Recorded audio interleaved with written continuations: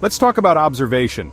Observation is a key step of the scientific method and therefore a key step in creating the narrative that science purports to be scientific fact. Observation is how data is collected.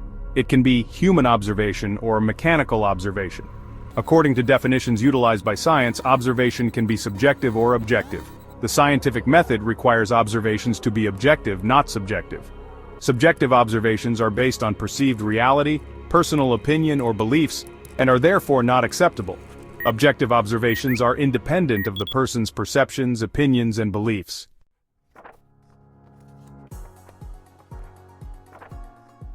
Let's look at Webster's dictionary's definition of the word subjective and the word objective. Subjective adjective. Essential meaning of subjective. 1. Philosophy, relating to the way a person experiences things in his or her mind. 2. Based on feelings or opinions rather than facts. 3. A characteristic of or belonging to reality as perceived rather than as independent of mind. 3b. Relating to or being experience or knowledge as conditioned by personal mental characteristics or states. 401. Peculiar to a particular individual. 4a2. Modified or affected by personal views, experience or background. A subjective account of the incident. 4b. Arising from conditions within the brain or sense organs and not directly caused by external stimuli, subjective sensations. 4c. Arising out of or identified utilizing one's perception of one's states and processes, a subjective symptom of a disease. 5. Lacking in reality or substance. That is the definition of subjective. Now let's compare that to the definition of objective. Objective adjective. Essential meaning of objective. 1. Based on facts rather than feelings, not influenced by feelings. 2. Philosophy, existing outside of the mind, existing in the real world, objective reality. 3a. Expressing or dealing with facts or conditions as perceived without distortion by personal feelings, prejudices or interpretations, a test limited to choices of fixed alternatives and reducing subjective factors to a minimum. 3b. Of, relating to or being an object, phenomenon or condition, in the realm of sensible experience independent of individual thought and perceptible by all observers, having reality independent of the mind. 3c. Involving or deriving from sense perception or experience with actual objects, conditions or phenomena. 3d. Of a symptom of the disease, perceptible to persons other than the affected individual. 3e. Relating to or existing as an object of thought without consideration of independent existence, used chiefly in medieval philosophy. 3. Relating to, characteristic of or constituting the case of words that follow prepositions or transitive verbs.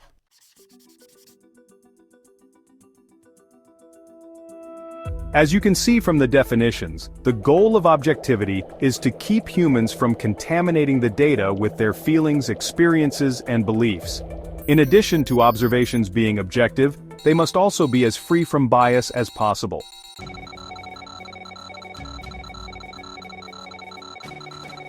Bias is defined as systematic error introduced into sampling or testing by selecting or encouraging one outcome or answer over others. Bias and subjectivity in this case are similar with some distinctions. So the goal here is to let raw data speak for itself, independent of the observer's schema.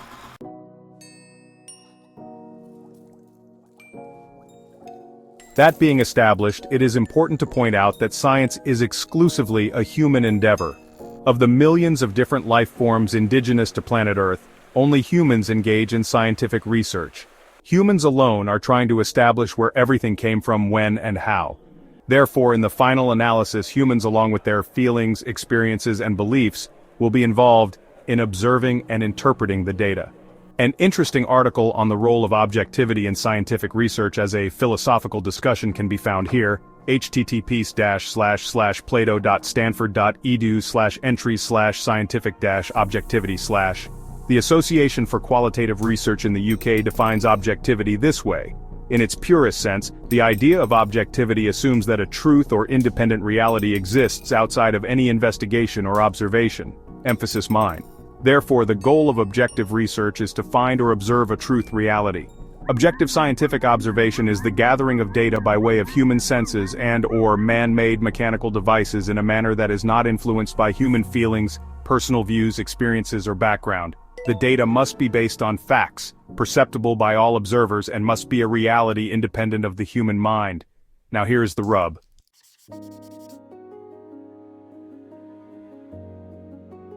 Scientific objectivity does not allow for the possibility of God, classifying God as non-physical and thereby subjective since a non-physical entity cannot be observed.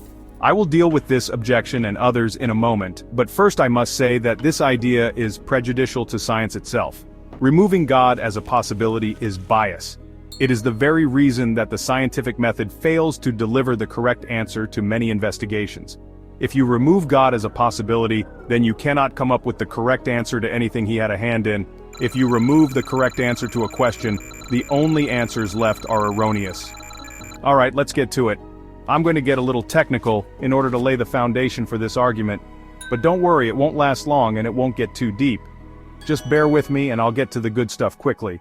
The science that wishes to deny the existence of God has two fundamental problems that must be addressed: causality and order out of chaos.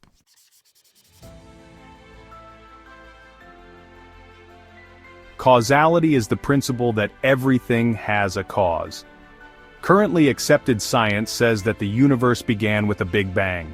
The great unanswered question is, who or what caused the Big Bang? How did everything that exists come from a singularity? Where did the singularity come from?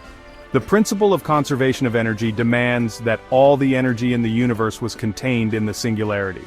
Where did the energy in the singularity come from? The obvious answer that everyone knows is God created the heavens and the earth and all the hosts thereof. However, science and some scientists deny the very possibility of the existence of God. Therefore, as I said earlier, when you remove the correct answer, all that is left is an error. The scientific community currently is working with two answers to the dilemma.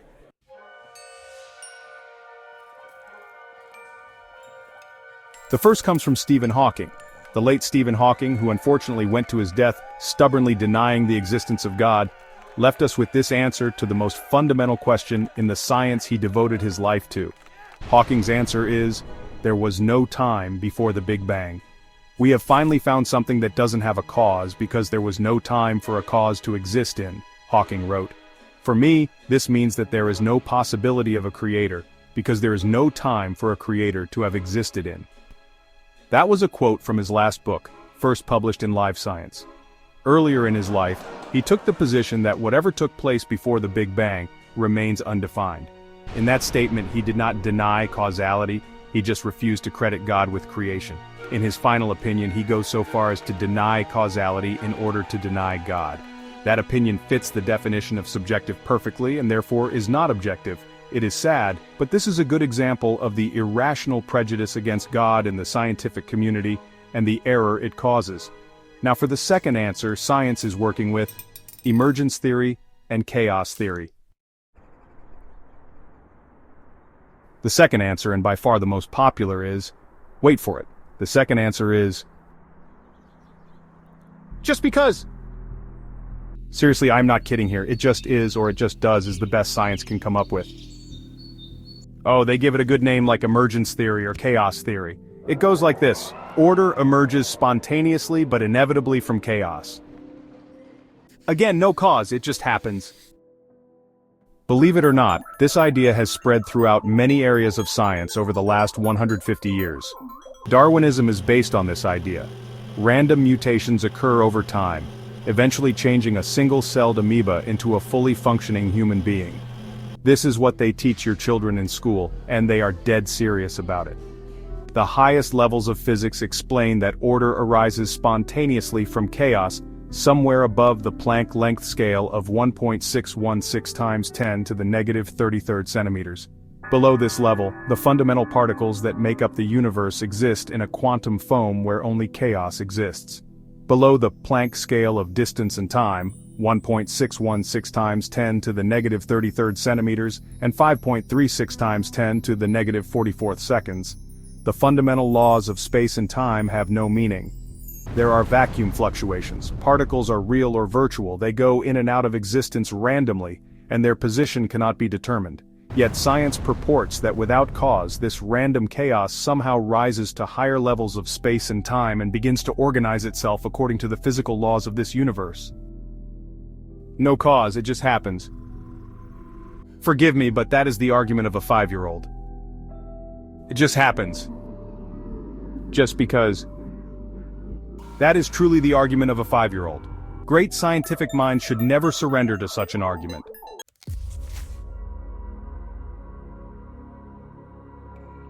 It amazes me the lengths that people with a good head on their shoulders will go to in an effort to deny God.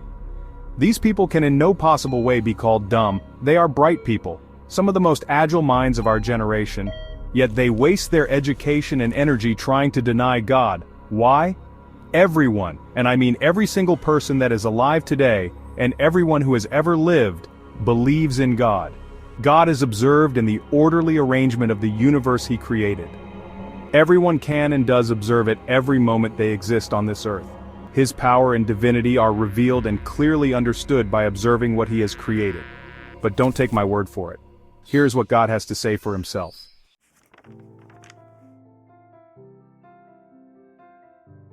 Paul the Apostle, writing by the inspiration of the Holy Spirit in Romans chapter 1 verses 18 to 20, 18, "For the wrath of God is revealed from heaven against all ungodliness and unrighteousness of men, who hold the truth in unrighteousness." 19, "Because that which may be known of God is manifest in them, for God hath showed it unto them." 20, "For the invisible things of Him from the creation of the world are clearly seen, being understood by the things that are made, even His eternal power and Godhead, so that they are without excuse."